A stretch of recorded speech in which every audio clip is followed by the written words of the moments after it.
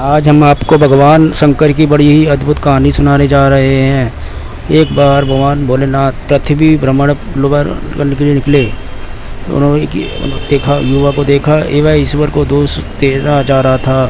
वह अपने जीवन से निराश था और दुखी था। तब भगवान बौद्ध का धारण रूप कर उनको असली दुख के बारे में ज्ञान देते हैं। चलो इसलिए समझते हैं असली दुख क्या होता है।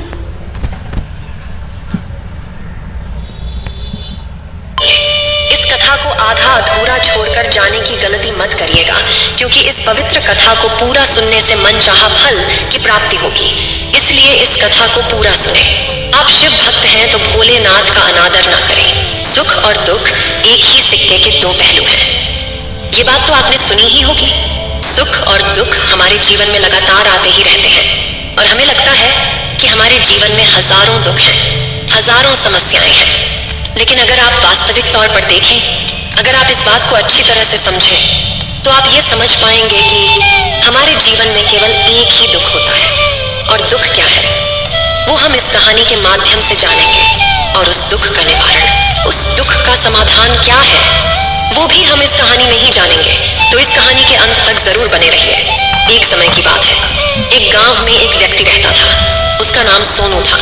वह बड़ा आलसी था और अपने जीवन से बहुत निराश था। और उसका कारण यह था कि उसने अब तक अपने जीवन में कुछ भी हासिल नहीं किया था। वह कुछ भी नहीं करता था। उसके घर वाले भी इस बात से बहुत परेशान रहते थे। वे चाहते थे कि वे बाहर जाकर कुछ अच्छा काम करें, कोई अच्छी नौकरी कर ले, लेकिन वह उनकी एक नहीं सुनता था। उसके घर वाले दूसरों का उदाहरण देकर उसे ताने मारते थे, उसे तरह तरह की बातें कहते थे, लेकिन उसे कोई फर्क नहीं पड़ता था। जबकि उसके सारे मित्र कामयाब हो चुके थे, कोई अच्छा व्यापार कर रहा था तो कोई अच्छी नौकरी कर रहा था, जिस कारण जब भी वो लोग मिलते तो वे लोग अपनी बढ़ चढ़कर बड़ाई किया करते। लेकिन सोनू कुछ नहीं करता था, जिस कारण जब भी कोई उससे पूछता कि तुम क्या कर रहे हो, तो वह कुछ नहीं कह पाता। उसे यह कहने में बहुत शर्म महसूस होती थी कि वह कुछ नहीं करता। वो हमेशा सबसे केवल एक ही बात कहता था कि मैं कोशिश कर रहा हूँ। लेकिन उसकी कोशिशों का कोई भी फल किसी को नजर नहीं आ रहा था। देखते ही देखते अब ऐसा समय आ चुका था कि सोनू सभी से मुंह छिपाता फिरता, ताकि कोई उसे यह न पूछे कि तुम क्या करते हो, जिस कारण वो कभी किसी के सामने भी नहीं आता था। धीरे धीरे उसका मन दुखी होने लगा था। वह बहुत निराश रहने लगा था। उसे अब ऐसा प्रतीत होता था मानो वह इस धरती पर बोझ है, जिस कारण वो अपने आप को बहुत अकेला महसूस करता, बहुत तन्हा महसूस करता। एक दिन तो उसके मन में ये भी विचार उत्पन्न होने लगे कि मेरे हाथों में कुछ नहीं है, तो मैं क्या कर सकता हूँ। अकेले बैठकर वह रोता रहा और भगवान को दोष देता रहा। एक दिन छुपता छुपाता वह घर से निकलकर कहीं जा रहा था। तभी उसने रास्ते में देखा कि एक बौद्ध भिक्षु लोगों को प्रवचन दे रहे हैं और प्रवचन में वह दुख की बातें कर रहे हैं। सोनू कुछ देर के लिए अपना मुंह छुपाकर वहीं पर खड़ा हो गया, ताकि उसे कोई देख न ले, और चुपचाप वह उन भिक्षु की बातें सुन रहा था। बौद्ध भिक्षु सभी को प्रवचन में कह रहे थे कि दुख हमारा सबसे बड़ा साथी है। हमें दुख अपने जीवन के बारे में समझाता है और हमें सही जीने का तरीका बताता है। यह हमारे गुरु की तरह है, जिससे हमें सीखना चाहिए।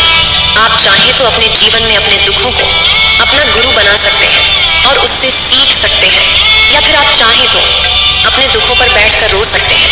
लेकिन इससे आपको कोई लाभ नहीं मिलेगा, बल्कि आप दिन ब दिन और कमजोर होते जाएंगे, निराश होते जाएंगे। सोनू छुप छुप कर उन बौद्ध भिक्षु की ये सारी बातें सुन रहा था। जैसे ही उपदेश खत्म हुआ, वह उन बौद्ध भिक्षु के पास पहुंचा। उन्हें प्रणाम करके वह कहता है, हे महात्मा, अभी आप कुछ देर पहले दुख को गुरु बता रहे थे। आप कह रहे थे कि दुखों से हमें सीखना चाहिए, हमें उन्हें अपना गुरु बनाना चाहिए। लेकिन मैं भी तो अपने दुखों से परेशान हूँ, अपने जीवन से परेशान हूँ। मैंने अब तक जो दुख झेला है, मुझे तो कभी ऐसा प्रतीत नहीं हुआ कि मेरे दुख मुझे कुछ सिखा रहे हैं, बल्कि मुझे तो हमेशा यही लगता है कि वो मुझे पीड़ा दे रहे हैं, तकलीफ दे रहे हैं। पर दुख की पीड़ा बहुत भयंकर होती है। ऐसा लगता है अब इसके बाद हमारा जीवन समाप्त हो जाएगा, इसके बाद हमें कुछ नहीं मिलने वाला, और यहाँ तक कि हमें मृत्यु भी उसके सामने कम लगती है। जब लोग ताने मारते हैं, जब लोग ये कहते हैं कि तुम क्या कर रहे हो, तो मन को बहुत ठेस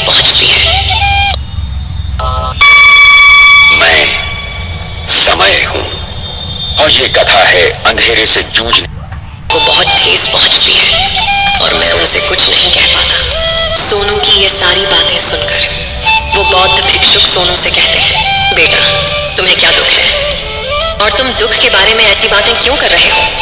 सोनू ने अपने ऊपर बीती हुई सारी बातें उन बौद्ध भिक्षु को बता दी और कहने लगा, हे महात्मा, क्या आपके पास मेरे दुख का कोई समाधान है?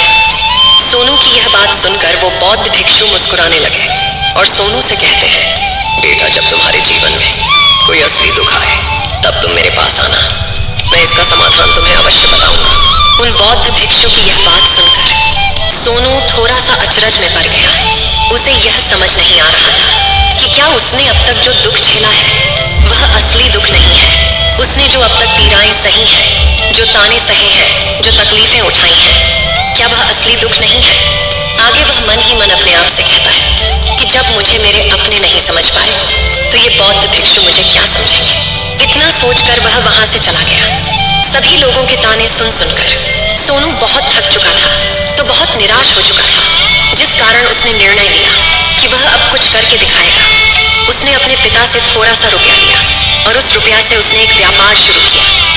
उसके पिता बहुत खुश थे कि कम से कम मेरा बेटा कुछ करने का प्रयास तो कर रहा है, लेकिन उसे व्यापार में कोई सफलता नहीं मिल रही थी, जिस कारण वो बहुत ही हताश हो चुका था। वह बहुत निराश हो चुका था। उसे ये समझ नहीं आ रहा था कि वह क्या करे, किस तरह से अपने व्यापार को आगे बढ़ाए। तभी उसके पिता ने उससे कहा, बेटा कोई बात नहीं, इसी तरह से प्रयास करते रहो, आज नहीं तो कल सफलता अवश्य मिलेगी। सोनू ने अपने पिता की बात मानी और अपने व्यापार में और भी कड़ी मेहनत करने लगा। धीरे धीरे उसे सफलता मिलने लगी और फिर उसने रफ्तार पकड़ ली। देखते ही देखते केवल 3 सालों के अंदर वह एक बहुत बड़ा व्यापारी बन गया। अब उसके पास धन दौलत की कोई कमी नहीं थी। लोग जो उसे पहले नापसंद किया करते थे अब उसे पसंद करते थे, उसकी चिंता करते थे, उसके कार्यों की सराहना करते थे। उसके माता पिता भी अब अपने बेटे से बहुत खुश थे और उसकी सफलता से वे अत्यंत प्रसन्न थे। धीरे धीरे सोनू के मित्रों की संख्या लगातार बढ़ती जा रही थी। सोनू के कुछ मित्रों ने उसे यह भी सलाह दी कि उसे अपना व्यापार और तेजी से बढ़ाना चाहिए, उसे और फैलाना चाहिए। जब तुम आज केवल इस नगर के सबसे बड़े व्यापारी हो तब तुम इतना खुश हो, तुम्हारे साथ ये सारे लोग हैं। वहीं पर तुम सोचो कि जब तुम इस राज्य के सबसे बड़े व्यापारी बन जाओगे तब तुम्हारे यहाँ पर लोगों की भीड़ लग जाएगी। लोग तुमसे मिलने के लिए समय निकालेंगे। यहाँ तक कि इस राज्य का राजा भी तुमसे मिलना चाहेगा, तुम्हारी तारीफ करेगा और यदि कभी ऐसी जरूरत आन पड़ी तो वह तुमसे धन भी उधार लेने के लिए अवश्य आएगा। सोनू को अपने दोस्त की यह बात बहुत पसंद आई। सोनू ने सोचा कि मेरे मित्र सही कह रहे हैं, मुझे अपने व्यापार को और बड़ा करना चाहिए और फैलाना चाहिए, तभी तो हर कोई मेरे बारे में जान सकेगा, हर कोई मुझे पहचानेगा। उसने बिना देरी किए अपने समय को बिना गवाए अपने व्यापार में और मेहनत करने लगा। लेकिन अब की बार उसके मन में धैर्य नहीं था, जिस कारण उसने कुछ अनुचित कदम उठाए ताकि उसका व्यापार जल्दी से जल्दी और बड़ा हो जाए। उसने कई लोगों से अधिक मात्रा में धन उधार ले लिया, जिससे उसके ऊपर अब काफी ऋण हो चुका था। और इतना ही नहीं, वो यहाँ पर नहीं रुका। उसने अधिक से अधिक मुनाफा कमाने के चक्कर में अपने माल की गुणवत्ता को भी खराब कर दिया, जिससे अब उसके माल में वह बात नहीं रह गई थी जो पहले हुआ करती थी। लेकिन वह अपने मित्रों की बात सुनता रहा। जैसा उसके मित्र कहते थे वो वैसा ही करता चला जा रहा था, यहाँ तक कि उसने अपने व्यापार को और भी तीव्रता से बढ़ाने के लिए अपने दूसरे छोटे व्यापारियों के खिलाफ षड्यंत्र भी रचने शुरू कर दिए, जिस कारण उसके मन में अब पहले जैसा वह सुकून नहीं था। उसे अब रातों को नींद नहीं आती थी। वह केवल एक ही विचार में लगा रहता था कि किस तरह से उसका व्यापार पूरे राज्य में फैल जाएगा और वह इस राज्य का सबसे बड़ा व्यापारी बन जाएगा, जिस कारण वह दिन रात केवल इसी मेहनत में लगा रहता। वह किसका व्यापार जल्दी से जल्दी और बड़ा हो जाए। हालांकि उसके पास अब सब कुछ था, धन दौलत, अच्छा घर, गाड़ियां, नौकर चाकर, सभी सुख सुविधाएं, लेकिन उसके बावजूद भी वह उन चीजों का लाभ नहीं उठा पा रहा था, क्योंकि उसका पूरा ध्यान केवल अपने व्यापार को और उन्नति पर ले जाना था। एक दिन सोनू अपने रथ पर बैठकर एक मार्ग से होकर गुजर रहा था। तभी रास्ते में उन्हें गुरुवर का आश्रम मिला। ये देखकर वह उन बौद्ध भिक्षु के पास गया और बौद्ध भिक्षु से कहने लगा, हे महात्मा, आपने कहा था कि जब मेरे जीवन में कोई असली दुख आए तब मैं आपके पास आऊं। इस कारण मैं यहाँ पर आया हूँ। आज मैं बहुत दुखी हूँ। मैं रातों को सो नहीं पाता। मेरे पास सब कुछ होते हुए भी मैं उनका लुत्फ नहीं उठा पाता। उसने अपनी सारी बातें एक एक करके उन बौद्ध भिक्षु को बता दी। तभी वह बौद्ध भिक्षु सोनू से कहते हैं, बेटा, जब तुम पहली बार आए थे तब भी तुम बहुत दुखी थे, लेकिन तब तुमने अपने दुख से क्या सीखा था? इसके जवाब में सोनू उन बौद्ध भिक्षु से कहता है, हे महात्मा, जब मैं अपने जीवन में कुछ नहीं कर पा रहा था तब मैंने अपने दुखों से यह सीखा था कि केवल सोचने मात्र से कुछ नहीं होगा। उसके लिए हमें कुछ करना भी पड़ेगा, और केवल कोई कर्म करना ही हमें सफल नहीं बनाता, बल्कि उस कर्म को उसके अंजाम तक पहुंचाना हमें सफल बनाता है। फिर चाहे रास्ता कैसा भी हो, फिर चाहे परिस्थितियां कैसी भी क्यों ना हो, फिर चाहे कितनी ही बाधाएं आपके रास्ते में क्यों ना आ जाए, चाहे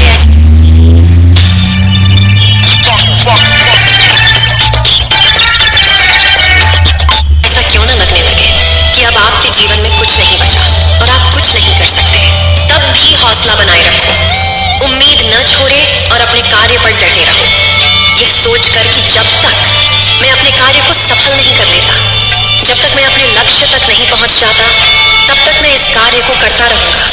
मैं इस कार्य में अवश्य सफल होकर ही रहूंगा। जबकि बाकी लोग केवल सफल लोगों को महत्व देते हैं, उनके कर्मों को नहीं। सोनू की ये सारी बातें सुनकर वह बौद्ध भिक्षु मुस्कुराने लगे और इस सोनू से कहते हैं, बेटा, जब तुम्हारे जीवन में असली दुख आए तब तुम मेरे पास आना। मैं तुम्हारी समस्या का समाधान अवश्य करूंगा। इतना कहकर वह बौद्ध भिक्षु वहां से उठकर चले गए। सोनू एक बार फिर से उनकी ये बातें सुनकर आश्चर्यचकित रह गया। उसे अब ये समझ नहीं आ रहा था कि क्या उसने जो दुख देखा है, उससे जो तकलीफें अब तक सही हैं, क्या वह असली दुख नहीं है? उसके मन में अब एक सवाल उत्पन्न होने लगा कि असली दुख क्या है और इसकी पहचान क्या है, और मुझे कैसे पता चलेगा कि इस समय में असली दुख मैं हूं? लेकिन उसने कुछ नहीं कहा। वह यह सब सोच ही रहा था कि तभी वह बौद्ध भिक्षु सोनू के पास एक बड़ा सा घड़ा लेकर पहुंच जाते हैं। उस घड़े के अंदर सोने के सिक्के थे। उस घड़े को देते हुए वह बौद्ध भिक्षु सोनू से कहते हैं, बेटा, तुम इसे उस पैर के नीचे दबा दो, क्योंकि ये मेरे किसी काम का नहीं है। जब मुझे इसकी जरूरत पड़ेगी तब मैं वहां से खोद कर इसे निकालूंगा, लेकिन अभी के लिए इसे वहां पर मिट्टी के नीचे दबा दो।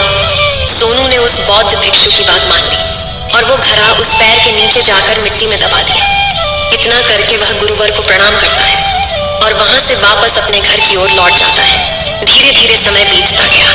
समय के साथ साथ सोनू व्यापार में और भी ज्यादा उन्नति कर चुका था, लेकिन माल की गुणवत्ता अच्छी न होने के कारण अब उसके व्यापार में घाटा होने लगा। और धीरे धीरे ऐसा समय आया कि उसका व्यापार पूरी तरह से चौपट हो गया। अब उसके पास कुछ नहीं बचा था, बल्कि उसने जो कर्जे लिए थे वो कर्जे भी अब उसे चुकाने थे। लेकिन वह तो यह सोचकर निश्चिंत था कि उसने जो कुछ भी कर्जे लिए हैं वो कर्जे उसने अपने मित्रों से लिए हैं, जिस कारण वह उन्हें लौटाने में थोड़ी देर अवश्य कर सकता है। वह तो यह सोच रहा था कि उसके मित्र उसका बुरे समय पर साथ देंगे, लेकिन सबसे पहले उसके मित्र ही उसे अपना कर्ज वापस लौटाने की मांग करने लगे। तब सोनू को एहसास हुआ कि कोई भी अपना नहीं है। उसने अपने मित्रों से उस कर्ज को लौटाने के लिए थोड़ी सी मोहलत मांगी, लेकिन सोनू के किसी भी मित्र ने उसे कर्ज लौटाने के लिए वह मोहलत नहीं दी, बल्कि वे लोग उसे जान से मारने की धमकी देने लगे। अपने मित्रों के मुंह से यह सब सुनकर सोनू बहुत ही आश्चर्यचकित रह गया। वह जो कुछ सोच रहा था सब कुछ उल्टा पड़ गया। जिस व्यापार के चलते उसके इतने मित्र बने थे, इतने शुभ चिंतक बने थे, वे सब उससे दूर जाने लगे थे। हर कोई उससे पीछा छुड़ाना चाहता था, कोई भी उसका साथ नहीं देना चाहता था। धीरे धीरे उसकी सारी संपत्ति नीलाम हो गई। अब उसके पास कुछ नहीं बचा था। वह सड़क पर आ चुका था। उसने हार मानकर अपने माता पिता से कहा, पिताजी, मेरी मदद कीजिए, मेरे ऊपर बहुत ऋण है, मुझे उसे लौटाना है, कृपा करके मुझे थोड़ा सा धन दे दीजिए। इस पर सोनू के पिता ने सोनू से कहा, बेटा, मेरे पास तो ले देकर बस यही एक छोटा सा घर है। अगर ये अभी मैं तुम्हें दे दूं, यदि मैं इसे भी बेच दूं, तो मैं और तुम्हारी माँ कहाँ रहेंगे? हमें भी दर दर की ठोकरें खानी पड़ेगी, हमें भी सड़कों पर भीख मांगनी पड़ेगी। ले देकर अब हमारे पास केवल यही संपत्ति बची है। इसलिए मैं तुमसे क्षमा मांगता हूँ। अपने माता पिता के मुख से यह सुनकर सोनू चुपचाप वहां से चला गया और मन ही मन वह सोच रहा था कि अब मेरे पास कुछ नहीं बचा। जो था वह तो सब लुट गया, बर्बाद हो गया। अब मैं जीकर क्या करूंगा? अब मेरे पास केवल एक ही रास्ता है जिससे मैं अपने कर्जदारों से अपना पीछा छुड़ा सकता हूँ। यह सोचता हुआ वह एक ऊंची पहाड़ी की ओर पहुंचा। वह पहाड़ी पर चढ़ता ही जा रहा था कि तभी उसे याद आया कि उन बौद्ध भिक्षु ने कहा था कि जब तुम पर असली दुख आए तभी तुम मेरे पास आना, मैं तुम्हारी समस्या का समाधान अवश्य करूंगा। यह सोचकर सोनू के मन में एक बार फिर उम्मीद की वह लहर दौड़ पड़ी। सोनू तुरंत दौड़ता हुआ उन बौद्ध भिक्षु के पास पहुंचा और सोनू ने उन्हें प्रणाम करके अपने ऊपर बीती हुई हर एक बात उन्हें बता दी और कहने लगा, हे महात्मा, आपने कहा था कि जब मेरे ऊपर असली दुख आएगा तब आप उसका समाधान अवश्य करेंगे। तभी वह बौद्ध भिक्षु सोनू की इस बात को सुनकर मुस्कुराने लगे और कहते हैं, बेटा, कहाँ है असली दुख? जब तुम्हारे जीवन में असली दुख आएगा तो मैं उसका समाधान अवश्य करूंगा। उन बौद्ध भिक्षु के मुख से यह सुनकर सोनू के सब्र का बांध टूट गया और सोनू ने उन बौद्ध भिक्षुओं से कहा, हे महात्मा, आखिरी असली दुख क्या होता है? क्या मैंने आज तक जो भी दुख झेला है, जो भी तकलीफें आज तक मैंने सही हैं, क्या ये दुख नहीं है? क्या इसे दुख नहीं कहते? तभी वो बौद्ध भिक्षु सोनू से कहते हैं, बेटा, पहले तुम मुझे ये बताओ कि तुमने अपने दुख से क्या सीखा है? इसका जवाब देते हुए सोनू उन बौद्ध भिक्षु से कहता है, हे महात्मा, मैंने तो यही देखा है कि जो लोग तुम्हारी तरक्की में तुम्हारा पीछा करते हैं, तुम्हारे साथ जुड़ते हैं, वो लोग तुम्हें अवश्य धोखा देंगे, क्योंकि ऐसे लोग बुरे समय पर तुम्हारा साथ नहीं देने वाले, बल्कि तुम्हारा फायदा उठाने का ही वह प्रयास करेंगे। इसलिए ऐसे लोगों पर भरोसा न करें, बल्कि जो लोग तुम्हारी असफलता के समय पर, तुम्हारे बुरे समय पर तुम्हारे साथ खड़े हैं, वही तुम्हारे असली मित्र हैं और वही तुम्हारे साथ रहते हैं। और ऐसे लोग तुम्हें बहुत कम मिलते हैं और जिन्हें भी ऐसे लोग मिलते हैं उन्हें हमेशा उनकी कद्र करनी चाहिए। आगे सोनू उन बौद्ध भिक्षु से कहता है कि जब तुम कोई कार्य कर रहे हो तो उसे पूरी ईमानदारी से करो, धैर्य रखो, लालच न करो और अपने लक्ष्य तक पहुंचने के लिए किसी के लिए भी कोई षड्यंत्र न रचो, क्योंकि ऐसा करने से तुम्हारे साथ ही बुरा होगा और तुम्हें हमेशा नुकसान में रहोगे। सोनू की ये सारी बातें सुनकर बौद्ध भिक्षु उस पैर के पास पहुंचे। उन्होंने गड्ढा खोदा और वह घड़ा निकालकर उस सोनू के हाथ में थमा दिया, जिसमें सोने के सिक्के भरे हुए थे। वह घड़ा सोनू के हाथ में थमाते हुए उन बौद्ध भिक्षुओं ने कहा, लो इसे पकड़ो और जब तुम्हारे जीवन में असली दुख आए तब तुम मेरे पास आना, मैं इसका समाधान अवश्य करूंगा। सोनू अब भी बड़ी अचरज में था। उसे यह समझ नहीं आ रहा था कि आखिर ये असली दुख है क्या? लेकिन उसने अपने हाथों में पड़े हुए उस घड़े को देखा जिसके अंदर सोने के सिक्के थे। ये देखकर उसे मन ही मन ये लगा कि चलो, अब तो थोड़ी सी राहत अवश्य हो जाएगी। मैं अपने मित्र का वो कर्ज लौटा सकूंगा और एक नया व्यापार भी फिर से आरंभ कर सकूंगा। जिस कारण उसने उन बौद्ध भिक्षुओं को प्रणाम किया, उनका धन्यवाद किया और वहां से चल पड़ा। सोनू ने उस सोने के सिक्कों से सभी का कर्जा लौटा दिया और अपने लिए एक बार फिर से नया व्यापार शुरू किया। व्यापार छोटा था, लेकिन अब की बार सोनू बहुत खुश था। उसने पूरी ईमानदारी, मेहनत और लगन के साथ अपने व्यापार पर काम किया और देखते ही देखते एक बार फिर से वह एक बड़ा व्यापारी बन गया। लेकिन अब की बार वो बहुत खुश था, क्योंकि इस बार उसने कोई लालच नहीं की, न ही किसी के लिए षड्यंत्र रचा, बल्कि उसने पूरी ईमानदारी और मेहनत के साथ अपने व्यापार पर काम किया।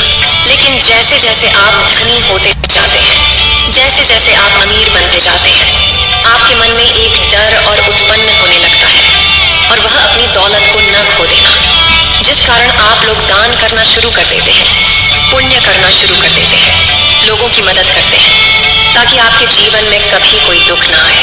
लेकिन यह जीवन सुख और दुख का संगम है, जिस कारण हर किसी को सुख और दुख से होकर गुजरना ही पड़ता है। इसी वजह से एक बार फिर से सोनू के जीवन में एक और दुख उत्पन्न हुआ। अब की बार उसके माता और पिता दोनों की मृत्यु हो गई। सोनू अपने माता पिता से बहुत प्रेम करता था, जिस कारण उसके मन को बहुत गहरा आघात पहुंचा। जब आखिरी बार वह उन्हें देख रहा था तो उसके मन में हजारों सवाल उत्पन्न होने लगे। वह अपने घर लौटा। घर लौटकर उसने देखा कि जिस संपत्ति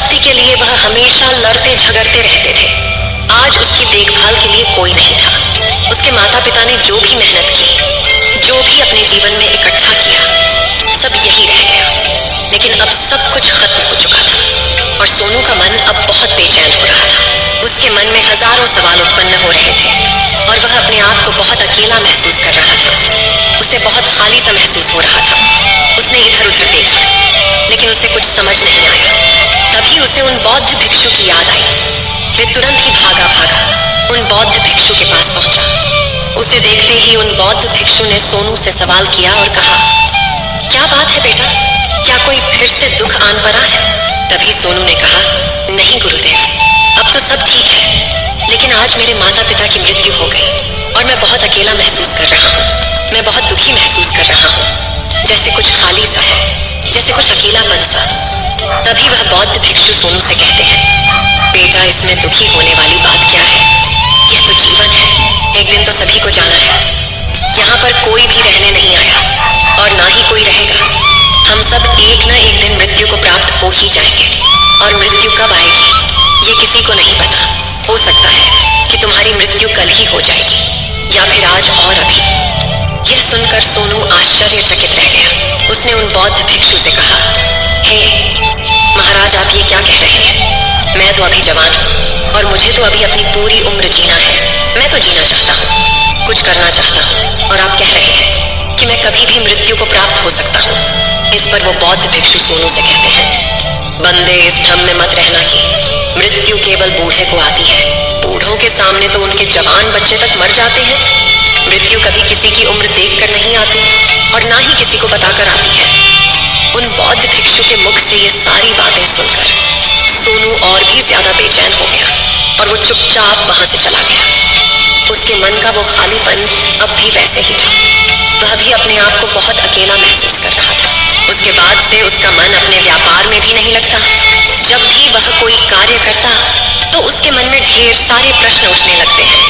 वो क्या कर रहा है, क्यों कर रहा है, और उसने इस कार्य को क्यों किया? उसके मन में अब एक और प्रश्न उत्पन्न होने लगा था, क्या हम यहाँ पर केवल इसीलिए आते हैं कि इस जीवन को भोगे और एक दिन मृत्यु को प्राप्त हो जाए? वह यह समझ नहीं पा रहा था कि जीवन का असली मतलब क्या है। उसने कई विद्वानों से पूछा, अपनी तरफ से जो मुमकिन हो सकता था खोजबीन की, लेकिन उसे कोई भी जवाब नहीं मिल पा रहा था। और जब उसे कोई जवाब नहीं मिला तो उसका दुख और भी बढ़ गया, जिस कारण उसके मन की बेचैनी और भी बढ़ चुकी थी। और उसे यह समझ नहीं आ रहा था कि वह क्या करे, कहाँ जाए, किससे पूछे। तभी उसे फिर से उन बौद्ध भिक्षु की याद आई। वे एक बार फिर से उन बौद्ध भिक्षु के पास पहुंचा और उसने अपने मन की सारी बातें उन गुरुवर को बता दी। तभी वो बौद्ध भिक्षु मुस्कुराने लगे और सोनू से कहते हैं, बेटा, आज पहली बार तुम्हारे जीवन में असली दुख उत्पन्न हुआ है। वास्तव में तो यही है जिसे हम दुख कह सकते हैं, जो दुख कहलाने लायक है कि हमें पता ही नहीं हम क्या कर रहे हैं, कहाँ जा रहे, क्यों जा रहे हैं, वो कौन है, क्या है, क्यों है, हम क्या करना चाहते हैं। तभी सोनू ने कहा, हे महात्मा, मेरे इस दुख का समाधान कीजिए, मुझे इस दुख का निवारण दीजिए। तभी वह बौद्ध भिक्षु सोनू से कहते हैं, हम सबके अंदर क्रोध, लालच, लोभ जैसी कई वासनाएं हमारे अंदर घर करके बैठ जाती हैं, जिस कारण हम अपने जीवन को टुकड़ों में जीते हैं और हमारी चेतना कभी एक नहीं हो पाती। हम कभी एक जगह सोच नहीं पाते, समझ नहीं पाते और हमारी ऊर्जा शक्ति भी पूरी तरह से छिन्न भिन्न हो जाती है। और आजकल के इस दौर में हमारे पास तो इतना भी समय नहीं कि हम एक पल निकाल करके, एक पल के लिए मूड कर अपने आप को देख सके, अपने आप को समझ सके। वास्तविकता में हर कोई यहाँ पर अपने जीवन भर केवल दुख दुख कहकर चिल्लाता रहता है, उसका समाधान निकालने का हर मुमकिन प्रयास करता है, लेकिन जिसे हम दुख समझते हैं वह तो दुख है ही नहीं, तो इसका समाधान आपको कहाँ से मिलेगा। ये तो परिस्थितियां हैं जिसके कारण हम अपने आप को दुखी समझते हैं, अपने आप को तकलीफ में समझते हैं। जैसे हम एक परिस्थिति से निकलते हैं, हम किसी दूसरी परिस्थिति में फंस कर रह जाते हैं। जिस प्रकार हम पहली समस्या का सामना करते हैं, उसी प्रकार हम दूसरी समस्या का भी सामना करते रह जाते हैं। और जब हम इन परिस्थितियों से हार मान लेते हैं, जब हमें लगता है कि अब कोई रास्ता नहीं बचा, तब हमारे सामने हमें केवल एक ही रास्ता नजर आता है और वह है मृत्यु। लेकिन यह कोई समाधान नहीं है, ये कोई रास्ता नहीं है। इसलिए यदि आप सचमुच अपनी समस्याओं का समाधान चाहते हैं तो अपने आप को इकट्ठा करना सीखिए, अपनी ऊर्जा को इस संसार में वापस कीजिए, उस से एक कर और अपने ऊपर ध्यान लगा। मृत्यु से पहले अपने आप को पहचानो, अपने आप को जानो, अपने आप को बिखरने न दो। तभी सोनू उन बौद्ध भिक्षु से कहता है, हे महाराज, तो क्या हमें इस जीवन को नहीं जीना चाहिए? क्या हमें अपनी इच्छाओं को नहीं पूरा करना चाहिए?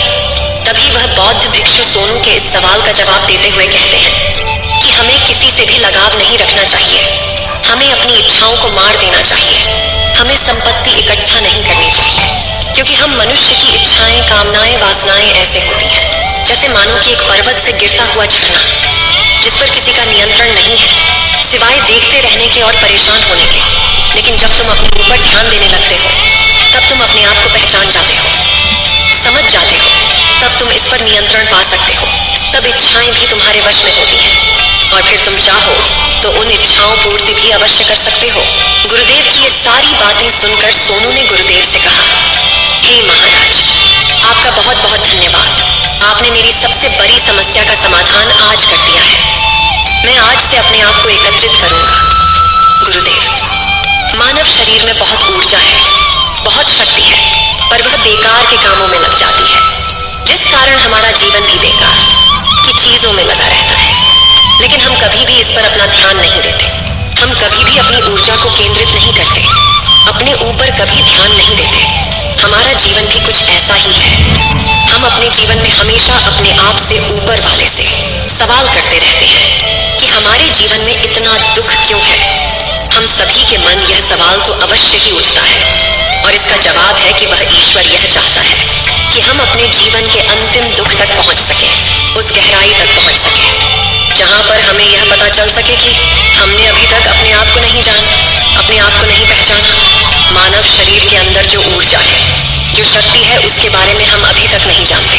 हम अपने आप को चाहे तो एकत्रित कर सकते हैं, अपने आप पर नियंत्रण पा सकते हैं, लेकिन हम अपनी इस ऊर्जा का बेअर्थ उपयोग करते रहते, व्यर्थ की चीजों में लगा देते, जिस कारण हम अपने आप को कभी नहीं पहचान पाते और ना ही कभी अपने आप पर नियंत्रण पा सकते हैं। लेकिन यदि आप अपने आप को जानना चाहते हैं, अपने आप को पहचानना चाहते हैं, तो पहले आपको खुद को एकत्रित करना होगा, अर्थात ध्यान लगाना होगा। ध्यान से ही आप अपने दुखों की उन समस्याओं का समाधान निकाल सकते हैं और तभी आप अपने आप को पहचान सकते हैं, जान सकते हैं और अपने जीवन के हर दुखों का समाधान भी कर सकते हैं। इस वीडियो को बोलते समय कोई त्रुटि हो तो मैं क्षमा चाहती हूँ। उम्मीद है आप सभी को ये वीडियो अच्छी लगी होगी। अगर आप शिव के सच्चे भक्त हैं तो चैनल को सब्सक्राइब और वीडियो को लाइक करके कमेंट में हर हर महादेव लिख दीजिए।